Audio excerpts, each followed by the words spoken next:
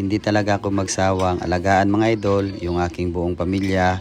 Kaya nga po ngayong gabi ay nakapagluto na naman tayo ng napakasarap na ulam para sa kanilang lahat. Siyempre bilang tatay ay masaya tayo. Makikita natin silang lahat at nabubusog mga idol. Hello po mga idol, ako pala si Parikoy, isang ama nag-aalaga at nagmahal sa buong pamilya. Ito nga po mga idol, no, ay nakautang kami kay Andy ng karne. Nung nakarang araw ay nakapagluto tayo ng pork ribs, no, na sinabawan.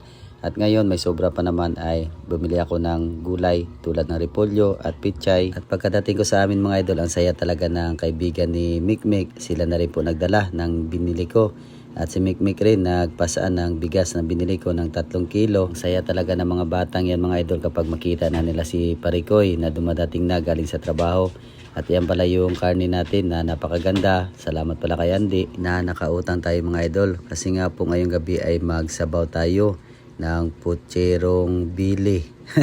Yan ang tawag siguro mga idol. At nakapagsaing na rin pala si Mrs. Kaya tayo naman po ay magluto ng ulam para sa ating buong pamilya. Yun ang sinabi ko mga idol, no, na hindi talaga ako magsawang alagaan at pagsilbihan yung aking buong pamilya. Kasi masaya ako sa mga ginagawa ko mga idol. At yan, ang una kong ginawa ay nagisa ko ng sibuyas at saka bawang mga idol. Tapos sinangkutsa ko muna yung karne ng baboy natin. Pasintabi pala sa mga kapatid natin na hindi mahilig sa ganyang karne mga idol.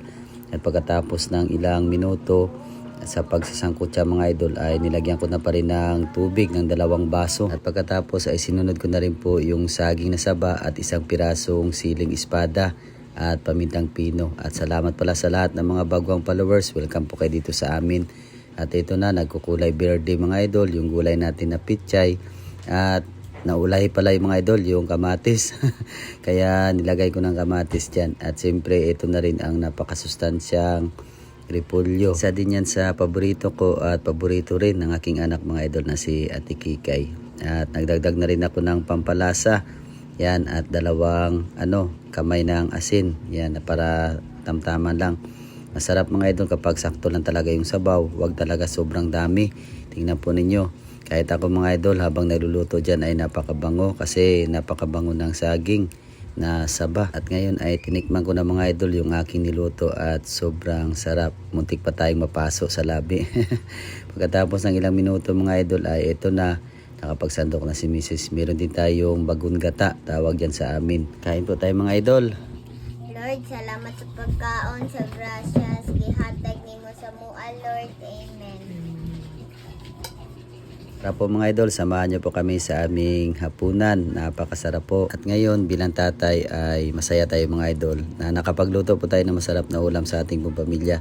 Sana naman po sa lahat ng mga tatay dyan na nagmahal at nag-alaga sa isang pamilya, sana katulad din po kayo sa akin mga idol na hindi magsawang alagaan yung pamilya at laging inuuna. Yan talaga ang nasa isip ko mga idol bilang tatay. At salamat pala sa lahat ng mga OFW na lagi nakasuporta sa amin. At Trabador ng Pinas, kagaya ko lagi po tayo mag-ingat. Napadami talaga yung kain namin mga idol at nabusog po kaming lahat. At hanggang dito na lang po yung video namin at kung nakaabot ka na sa part na to, pwede mo na rin to i-follow mga idol at i-share at mag-iwan na rin po ng comment para alam namin kung saang lugar umabot yung video namin mga idol. Maraming salamat po sa panonood. Ingat po tayo palagi mga idol at God bless po sa ating lahat.